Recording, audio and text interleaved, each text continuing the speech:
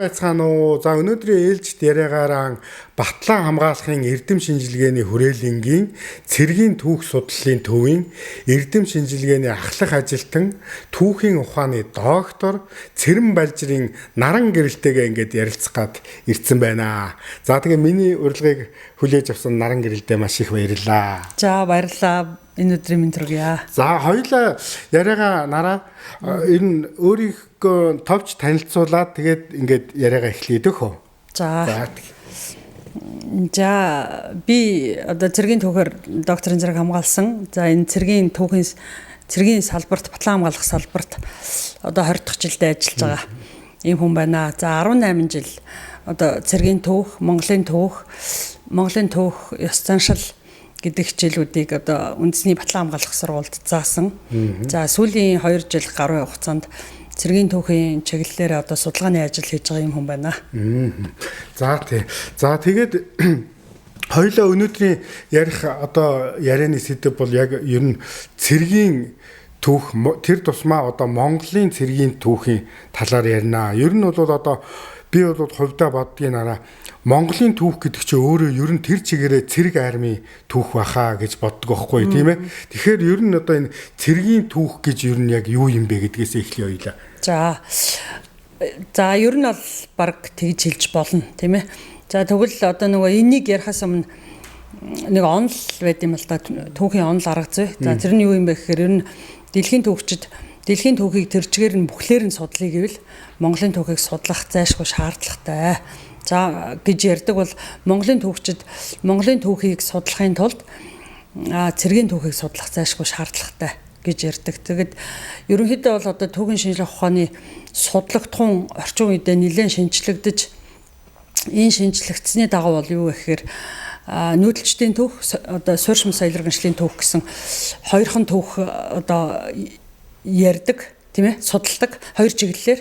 За тэгвэл нүүдэлчдийн одоо түүхийн судалгааг бол ер нь Монголын түүхийн одоо монголчуудын түүхийг судалж энэ нүүдэлчдийн түүх баг бүгд гарна гэсэн ийм одоо түүхийн судлаач эрдэмтэд бол нэг ийм одоо юу гэдгийг нэг ийм зарчим онолтой тогтолцоотой байдаг. За тэгвэл яг одоо цэргийн түүхч хүний хувьд бол хэлэх юм бол энэ Монголын түүхийн ер нь баг одоо зүгээр яг өөрийнхөө тийм ээ би судлаач хүний хувьд өөрийнхөө хувилах юм бол нэг 80 орчим хувь нь төр цэргийн түүхэн дээр тогтно Монголын түүхийн. Тэгэхээр энэ Монголын түүхийн одоо гол амин сүнс нь бол энгийнээр ойлгуулах юм бол ер нь амин сүнс нь бол цэргийн түүх юм аа гэдгээр онцлогтой. Тий. Цэрэг дайны түүх тийм ээ. Тий. Тэгээд ер нь одоо бид нэр хоёулангийн өнөөдрийн энэ яриа бас ингээд хүүхд залуучууд ч гэсэн бас өсвөр үеийн хүүхдүүд ч гэсэн үзээд Монгол улсынхаа энэ түүх тэр тусмаа энэ цэрэг армийн түүхийг сонсож энэгээрээ бас ингээд мэдээд бахархдаг байгаасаа гэдэг энэ гол суурь байгаа шүү дээ тийм ээ. Тийм. Тэгэхээр энэ дээрээ бас одоо яг энэ одоо цэрэг армийн түүхий чинь бас тодорхой цаг үе одоо үйлчлэлүүдээр бас авч үзэн штэ тийм ээ. Хоёлаа одоо яг энэ үйлчлэлүүдээр авч үзээд тэгээд яг тодорхой яг чухал он цагийнх нь хувьд бас дэлгэрүүлээд яриад явбал ямар вэ? Болж байна. За ер нь яг нөгөө одоо 10 жилд Монголын түүхийн хичээл гэж ерөнхийдөө орж байгаа штэ. Тэгээд дэлхийн түүх, Монголын түүх гэдгийг ингээд харьцуулаад орж байгаа. За тэгээд бусад ихтэй сургуульд одоо цэргийн биш бусад ихтэй сургуулиудад бол яадаг вэ гэхээр ерөнхийдөө Монголын түүх, соёл, ёс заншил гэдэг Монголын түүх нь ямар юм бэ, соёл нь ямар юм бэ тий. За тэр дундаа бас цэргийн түүх гэдэг дундуур нь ингээд төрийн түүх, цэргийн түүх гэдэг дундуур нь ороо явж байгаа. Манай Батлан хамгаалах сургуульд бол ямар онцлогтой вэ гэхээр ер нь цэргийн түүхийг дийлэнхтэй үздэг учраас яг одоо нөгөө цэрэг дайны түүхээ дийлэнхт нь Монголын түүхийнхээ одоо юу гэдэг юм нийт цагийн 80 орчим хувьд нь үздэг учраас хүүхдүүд их сонирхолтой байдаг. Тэгээд тэнд суралцж байгаа хүүхдүүд бол ерөнхийдөө энэ Монголын түүхийн хичээлийг цэрэг дайны түүхээр яриад эхлэхээр манай монголчууд баг ийм сайхан түүхтэй байсан юм байна те, энэ ач холбогдолтой байсан юм байна. За тэндээс улбалаад нөгөө цэрэгт явах хүсэл сонирхол нь төрн. За мөн бид нар чинь ийм одоо дайтаж байтаж тусгаар тогтнол олсон өгдөөцийн одоо үр удам юм байна. Маш их үн цэнтэй юм байна гэдгийг их ойлгож авдаг учраас энэ цэргийн түүх бол тэрчгээрээ одоо мэдэж таньж авах юм бол нөгөө эх оронч үзэл тийм ээ энэний хамгийн том суурь нь болж өгч байгаагаар бас чухал ач холбогдолтой. За тэгээд цэргийн түүхийг одоо үечлэлийн хувьд бол хизээнээс авч үзэх юм бэ гэхээр нөгөө Чулуун зүсгийн үеэсээ л эхэлнэ. Бүр тийм бүр эртнээсээ. За бүр 18 оны судалгаагаар бол жишээ нь Бүгд найрамд Хятад ард улс бол Монгол цэргийн түүх бол 5000 жилийн одоо өмнөхөөс эхэлж судалж болохоор байна. Гэд гаргацсан. Гэсэн хэдий ч одоо юу гэдгийг бүр өргөжлүүлэн судлах одоо судалгааны төвшөнд манайхан за магадгүй би зарим нь мэдэхгүй ч байж магадгүй тийм ээ нөгөө эрт үеийн түүх судлаач биш учраас одоо судлаад эхэлсэн ч байж магадгүй. За тэгээд яг хөөхөр бид нар яг чулуун зэвсгийн үе, хүрэл зэвсгийн үе, төмөр зэвсгийн үе гэдэг тэрэндээ судалдаг. Тэнд бол нөгөө зэр зэвсэг яаж үүсэж исэн талаар ерөнхийдөө ингээд судлаа явж байгаа учраас шинжлэх ухаан хүртэл дэлхийд дээр оршин тогтнож байгаа одоо дөрвөн том шинжлэх ухааны хамгийн их үндэс суурь нь бол энэ нийгэм хүмүүнлэгийн шинжлэх ухаан дотроо одоо цэргийн түүхийн шинжлэх ухаан бол ер нь бол эхэлж үндэс суурь нь тавигдсан байна гэдгийг хүртэл одоо зарим эрдэмтэн судлаач хэлдэг. Тэгэхээр бид нар бол тэндээсээ ахуулж хөөгд за тэгээд манайхан бол нөгөө нэг төр анх үүсэн тогтсон хүннүүгээс ахуулаад хүннүүгийн төр цэргийн түүх тэгээд Сямби, Нэрвон, Жужаан гэдэг одоо эртний улсуудын төр цэргийн түүхийг яриад тэгээд дараад нь хамаг Монгол улс, их Монгол улсын цэргийн түүхийг яриад тэгээд их Монгол улс чинь бол нөгөө их эзэнт гүрний үеийг Чингис хаан одоо дэлхийн дайдыг байлдан дагуулж олсон тэр их одоо их эзэнт гүрний түүхийг яриад за тэрний дараагаар нөгөө Чингисийн залгамжлагчдын одоо аяндаа буюу Чингис хаан одооны залгамжлагчдын дэлхийг байлдан эзэлж байлдан дагуулж исэн цаг хугацааны түүхийг яриад тий. За тэгээд түүнээс тэрний дараагаар Юан улсын одоо түүхийг ярина тийм ээ. Нөгөө Монгол Хятад хоёрыг нэгтгэн захирж исэн үе гэдгээр онцлогтой. Тий Хувлаа хааны үеийг.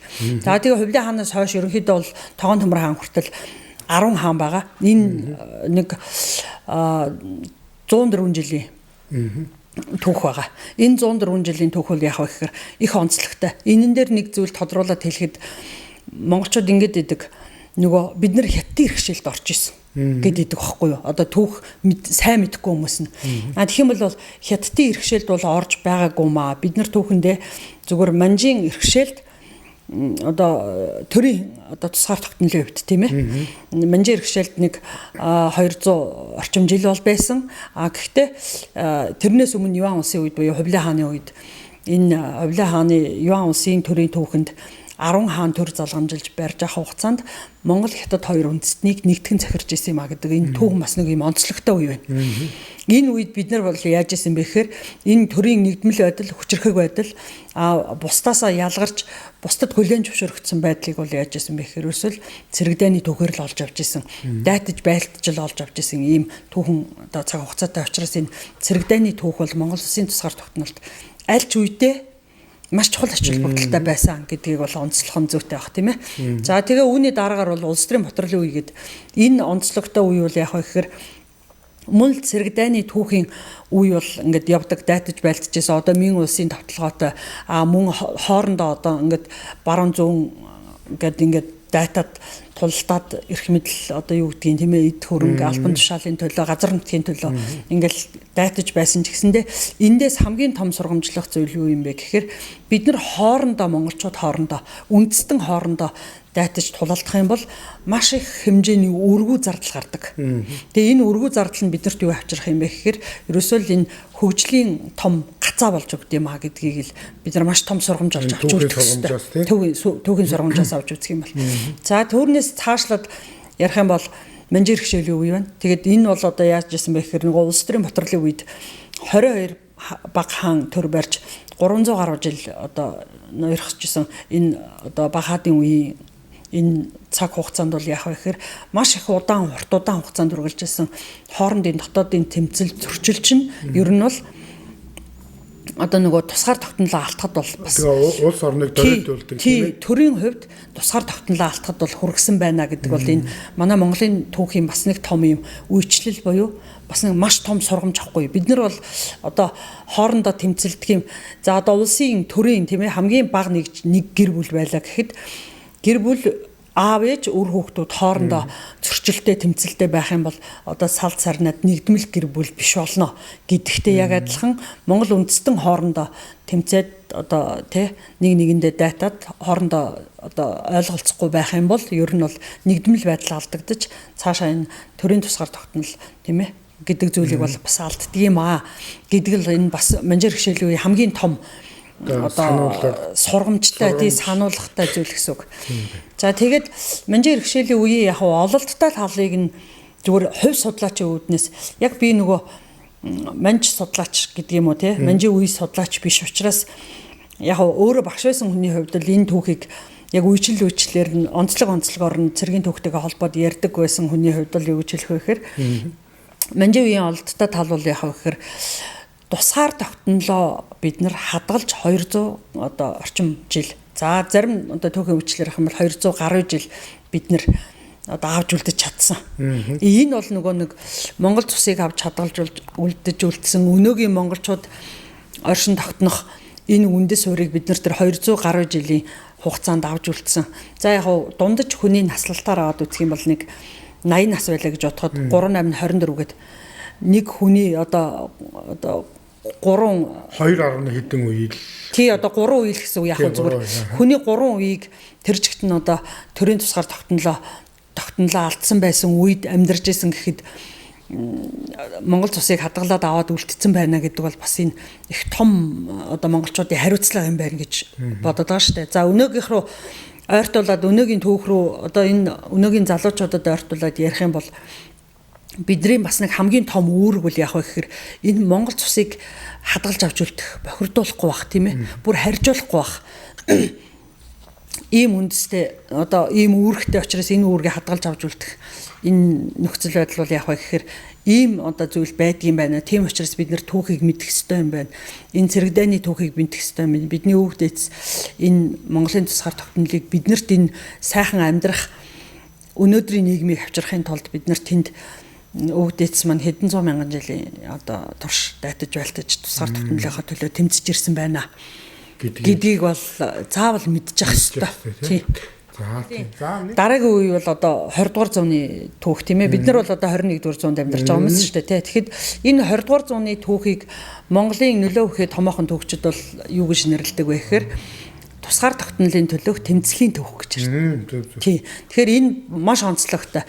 Энэ үед яасан бэ гэхээр манжин иргэшээлээс гарсан үндэсний эрхчлөөний хувьсгал ялсан 1911 оны хувьсгал тийм ээ ялсан. За түүний дараа үндэсний ардчилсан хувьсгал буюу 21 оны хувьсгал харийн төрөмгийлэгчдээс Монгол орныг чөлөөсөн. Энэ бас түүхэн их онцлогтой. За түүний дараа 1924 онд бид нэр анх дахь үндсэн хуулиа батлаад улсаа тунхаглаж зарлаад ингээд Монгол улс олон улсад тусгаар тогтносон улс болсон гэд анх монголчууд өөрсдөө зарласан. А гисэн хэдий ч нөлөө бүхий томоохон улс гүрнүүд одоо Монголын тусгаар тогтнолыг хүлээн зөвшөөрөөг байсан тийм ээ. За тэгээд энэ Монголын тусгаар тогтнолыг хүлээн зөвшөөрөөгүй байсан одоо зөвшөөрүүлэхэд том түлхэц нөлөө болсон хоёр дайн бий. За бид нар нодлон одоо өнгөрдөг жил тийм ээ 24 онд 1939 оны ахлахын голын дайны 85 жилийн одоо баяр гэ тэмдэглэж улс орон даяар өнгөрөөлөө. За энэ бол юу гэж байгаа юм бэ гэхээр 39 оны ахлахын голын дайн тусгаар байдлаа тэ дэлхийн нийт улс орнуудаар хүлээн зөвшөөрөх үндэс суурийг тавьсан ийм томоохон дайн болсон. За энэ 39 оны ахлахын голын дайныг бүр том зургаар нь харах юм бол ерөөсө газар нутаг хуваан эзэмших дайны төлөвлөгөөнд манай одоо 39 он Монгол улс руу товтлно. Зайлшгүй одоо юу гэдэг Монгол улсын нутаг дэвсгэрийн зүүн хязгаараар товтлоод энэ одоо зөвлөлт социалист бүгд найрамд холбоод улстай дайтна гэсэн Японы төлөвлөгөөг одоо амжилтгүй байсан учраас Монгол улсыг эзлээд Монгол улсын нутаг дэвсгэрээс одоо зөвлөлт холбоод улс руу товтлно гэсэн ийм дайны төлөвлөгөө байсан. За энэ нь болохоор яагаад Монгол улсыг эзлээд Монгол улс энэ нутаг дэвсгэрээс зөвлөлт холбоод улс руу товтлох гэж байгаа вэ гэхээр манай Монгол улс Аз Европ хоёрыг холбосон маш том стратегийн бүс нутаг байхгүй газар нутаг нь. Тийм учраас тийм дайны төлөвлөгөө ингээд өөрчилж манайх руу 39 оны ахлахын голын дайн эхэлсэн.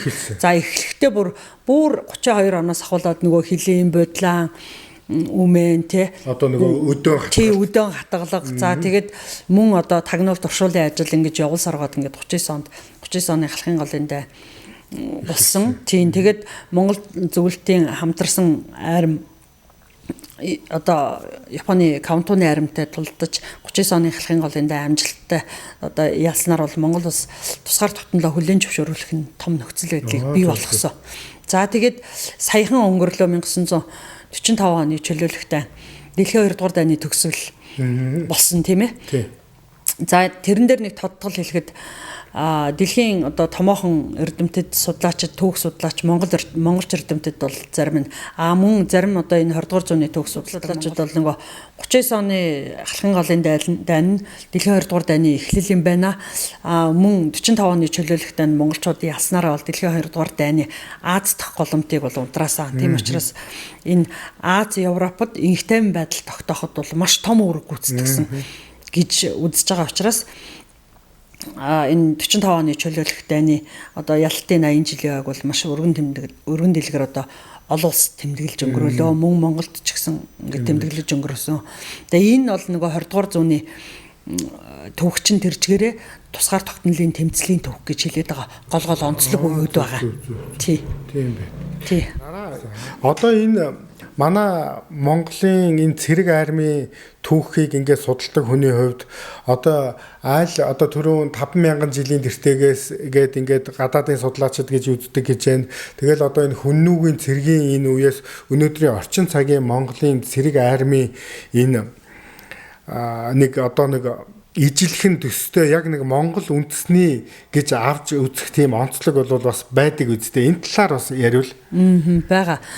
За хамгийн гол зүйл нь бол юу вэ гэхээр нөгөө хүннэг үед чинь төр цэргийн одоо бүтэц зохион байгуулалтыг одоо нэгдмэл бий болгоод 10-тад суурилсан засаг захиргаа цэргийн бүтэц зохион байгуулалт гэж бий болгосон. За энэ бол одоо зүгээр хувь судлаач миний харж байгаагаар бол энэ үндсэн том бүтэц бол тэрчгээр явж байгаа. Одоо ч нөгөө уламжлагдаад өнөөдрийг хүртэл явж байгаа.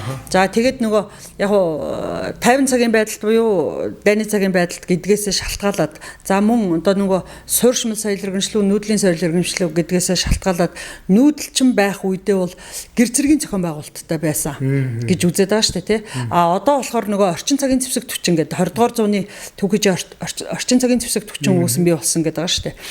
Яг орчин цагийн тэгсэндээ үндсэн бүтцэн бол үндсэн тогтолцоо тийм ээ. Дээрээсээ доошо захиран тушаах хэлбэртэй энэ үндсэн тогтолцоо нь бол тэр хүннүүгээс хадгалагдсан нөгөө 10-тад суурилсан тогтолцоо хэвээрэл байгаа. Тий гэж энэ бол манай цэргийн онцлог. Ерөөсөө онцлог. Тий.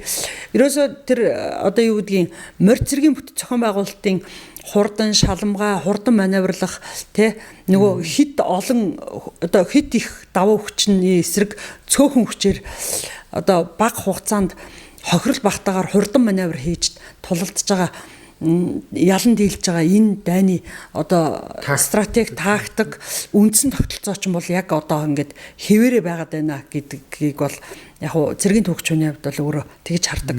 Ерөөсөө ялан дийлхийн гол утга гайхамшиг нь бас энэ бүх юм ингээд цогцолсон энэ цэргийн урлагийн гэдэг юм уу те цэргийн түүхийн энэ гол онцлогт бас оршоод байгаа юм байна гэж хараад байгаа. Тэгээд ер нь бол нөгөө би одоо жишээ нь цэргийн түүх судалдаг хөнгөгчөнд зөвхөн 20 дугаар зууны цэргийн түүхийн асуудлыг л судлах хүнээс тэр цэргийн урлагийг тэр цэргийн тактик цэргийн стратеги гэдэг юм уу те тэднийг би жишээ нь судалж мэдэхгүй. Тий. Дээрээс нь миний онцлог бол юу гэхээр би ч нөгөө энгийн одоо түүхийн мэргэжлэр сураад дараад нь магистра доктор одоо цэргийн түүхийн чиглэлээр хамгаалсан учраас одоо цэргийн түүхийн судалгаа хийгээд байгаа болохоос биш илүү нөгөө сонирхолтой тий өөрийнхөө сонирхол төтлөгдөд ингээд судлаад байгаа учраас болохоос биш яг би нөгөө өөрөө цэргийн хүн биш учраас бүр нарийн тийм одоо цэргийн мэргэжлийн стратеги тактикийн цэргийн урлагийн тийм нарийн юмнуудыг бол бас сайн мэдэхгүй тий гэсэн хэдий ч яг одоо зөвхөн миний харж байгаагаар бол энэ цэргийн одоо манай одоо Монгол цэргийн онцлог нь бол тэр үндсэн бүтцтэй бол байгаад байна гэж хараад байгаа. За тий одоо яг ингээд сая энэ яриатай уялдаад гарч ирэхэд одоо яг нараа яг ямар судалгааны ажил дээр явж гэн. Ер нь судалгааны чиглэл чинь яг одоо өөрийн чинь яг судалгааны чиглэл яг ямар чиглэлээр явж гэн гэдгийг бас дэлгэрүүлээд хоёулаа яриул сонирхолтой байна тийм ээ. Тийм. За миний яг өөрийн одоо доктор хамгаалсан сэдв бол би 2018 онд цэргийн түүхийн ухаанаар докторийн зэрэг хамгаалсан. А миний доктор хамгаалсан чиглэл бол цэргийн түүхийн намтар судлал байхгүй. За. Тий.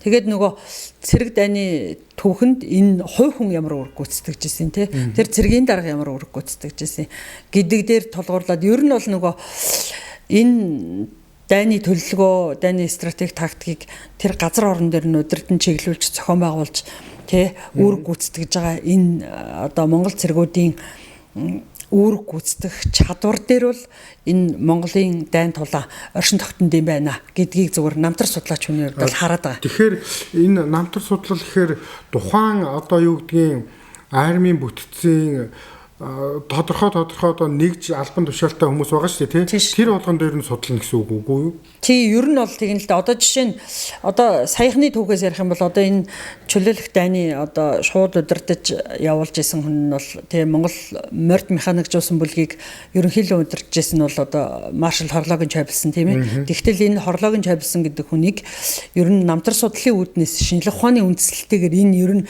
яг ямар хүн байсан байна, ямар цэргийн дарга байсан байна, яаж үүрэг гүйцэтгсэн байна гэдгийг бүр наривчилж судлана гэсэн үг. Зөв. За тэгээд миний одоогийн судалгааны чиглэл бол юу вэ гэхээр энэ Монгол ардын хувьсгал цэргийн 1945 оны чөлөөлөх дайнд гүйцэтгсэн үүрэг гэдэг нэг тийм төсөлт ажил 2 жилийн хугацаатай төсөлт ажлыг хийж байна. За дээрэс нь энэ Монгол цэргийн түүхийг энэ эх оронч үзэлтэй яаж холбож тийм ээ энэ хүүхэд залуучуудад ойч үедээ яаж таниулах уу гэдэг тал дээр одоо сурталчилгааны судалгааны ажлууд хийж байна. За мөн дээрэс нь одоо нөгөө цэргийн албан хаагчдаас биднэрт бас нэг ярих нэг түүхийн нэг гонлог онцлог үе бол бас нэг хилмигдүүлэлтийн үе байдаг тийм ээ. За тий энэ цэргийн албан байжгаад хилмигдсэн хүмүүсийн судалгааг одоо ингээд нэг бүрчлэн явуулаад одоо нэг бүтээл гаргах гэдэг ерөнхийдөө баг бас бэлэн болоод байж байна. За дээрэс нь би цэргийн болон төрийн зүтгэлтэн Наван Доржин Жаданба гэдэг хүний одоо талаарх дангаар одоо ганцаар одоо тусгайлсан судалгаа гэсэн үг хийдэг. За энэ судалгааныхаа одоо дараагийн шинжлэх ухааны одоо суурьтай архивын баримтанд тотлогдсон тэр баримтын эмхтгэлүүдийг гаргаж тавих гэж байна. Тийм гэх мэтлэнгээр одоо яг өөрийнхөө үндсэн одоо намтар судлалын мэргэжлийг бас орхихгүйгээр тэгээд энэ нөгөө улсын захиалгат тийм ээ хувийн судалгааны гэх мэтлэнгээр ерөн цэргийн түүхийн 20 дугаар зууны ихэнх үеийн цэргийн түүхийн судалгаануудыг хийж байна. За тэгээд ер нь бол аль ч үеийн энэ цэргийн түүхийн судалгаа маш сонирхолтой. Тийм учраас одоо манжи үе рүү бас орж баг судалгаа ганц нэг судалгааны өгүүлэл тийм ээ хийж ин ер нь цаашлаад яг энэ манжи үеийн эрт үеийн түүх рүү одоо хамтарсан судалгааны ажил хийж нэг сайхан хэд хэдэн бүтээлүүд гаргаж тавина гэсэн тийм зорилготой бас байна. Одоо ингээд цэргийн түүх ингээд судлахад одоо эн чи өөрөө яг нөгөө идэвхтэй зүйлс гэдэг юм уу тийм ээ? Одоо тэр зэр зэвсэг энэ юмнуудын одоо бас одоо нэг талтай ч одоо археологийн судалгаа болоо явцдаг бах те энэ одоо энэ тийм эртний тэр зэр зэвсгийн одоо нэг олдвор гэдэг юм уу да тийм ээ энэ юу маань одоо ер нь хэр байдаг юм бэ? За археологийн одоо талаас нь судалдаг хүмүүс чинь бас тусдаа тий. Тэгээд тэр археологчдын судлаж гаргаж тавьсан идэвхтэй зүйл дээр одоо тий энэ тэдний гаргаад тавьсан шүү дээ. Энэ жишээ нь одоо хүннэг үеийн хэрэгжилжсэн одоо сэлэн байна. За энэ одоо их Монгол улсын үед хэрэгжилжсэн цэргүүдийн тийм ээ юу байна номсон байна ч гэдэг юм уу. Тэдний одоо судалгаан дээр гаргаад тавьсан тэр идэвхтэй зүйлсээр одоо нөгөө бичмэл судалгаанууд байгаа шүү дээ. Архивын баримтууд гэж нэрлэгдээд байгаа бичмэл судалгаа. За дээрээс нь нөгөө суур судалгааны одоо бусад дэлхийн улс орнуудын Монголын талаар бичиж үлдээсэн судалгаа гэх мэтлэнгээр ийм харьцуулсан судалгаанууд хийж иж за энэ бол яг одоо нэг үеийн тийм ээ ном сум муу юм байна. Энэ нь тэдний үед үүссэн юм байна. Тим материалаар хийсэн юм байна. Энийг тэгж ашиглаж исэн байна. Энэ нь одоо жишээ нь нөгөө Чингис хааны одоо судалгаан дээр гардаг юун дээр түүхийн дээр гардаг шүү дээ. Нөгөө 365 алт газар харуулсан сум гэлдэг те. Тэр нь одоогийнхоор 365 алтны яг хэдэн километр юм уу, метр юм уу, тийм ээ хэр хэмжээ тийм гэх мэтлэнгээр ингэж бүр наривчлал нэг бүрчлэн судалж харьцуулсан судалгаа хийж тэр яг энэ юм байна гэдгийг гаргаж тийм тодорхойлж байгааг чинь нөгөө суур судалгаа гэдэг байгаа байхгүй юу. Тийм учраас зайшгүй мэрэгжлийн судлаачид бол энийг судална. Тэгэхээр ер нь дандаа хамтарсан одоо судалгаа юунуудад бүтээлүүд гарнаа л гэсэн үг юм тийм ээ. За тийм. Тэгээ өнөөдрийн хоёулангийн энэ цэргийн түүхийн яриа бол ингээд зөвхөн энэ нэг удаагийн яриагаар бол одоо хязгаарлагдахгүй тийм ээ. Энэ бол бүр ингээд маш олон одоо ингээд цуврал явж ээж ингээд бүр энэ түүх бол өөрөө ингээд бүр маш их барагдшгүй баялаг шиг тийм гоё сэдв шүү дээ тийм ээ. Тий. Тэгэхээр өнөөдрийн хоёулангийн гол зорилго бол яг энэ цэргийн тухай түүхийн ер нь энэ тодорхой үйлчлэл тэгээ ер нь цэргийн түүх гэдэг чинь яг улсын үндсэн түүхийн суурь байдгийн шүү гэдэг ойлголтыг л өгөх зорилготой байлаа тийм ээ. За тэгээд миний урилгыг хүлээж авсан наран гэрэлдээ маш их баярлалаа. За тэгээд цаашдынх нь эрдмийн ажилд бас амжилт хүсье. За баярлалаа. Яг одоо нөгөө таны хэлдгээр энэ цэргийн түүхийн зүгээр зөвхөн нэг үеийг юм уу эсвэл нэг хүний одоо цэргийн түүхэнд байгуулсан гавьяаг л ярихад ер нь бол одоо нэг өдөрч бараг тийм хүрэлцэхгүй. Тийм учраас одоо нөгөө тодорхой ойлголтыг амьдаа энгийнээр тийм ээ нөгөө мэрэгжлийн үг хэллэгээр биш энгийнээр одоо хойч уу маань ойлгож аваад өөрсдөө сонирхон судлаасай тий гэдэг л хамгийн чухал. Энэ нь цаашлаад бид нар Монгол хүн шүү тий энэ Монгол улсын тусгаар тогтнолын төлөө бид нар үүрэг гүйцэтгэх ёстой юм шүү гэдгийг л мэдэж авал тэгэл бит хоёрын яриа тийм ээ бас үр дүндээ болж байгааг шинжтэй тийм ээ. За тий. Ингээд баярлалаа урьж оролцуулсанд. Маш их баярлалаа нараад маш их баярлалаа. За ингээд дуусгая да тийм ээ.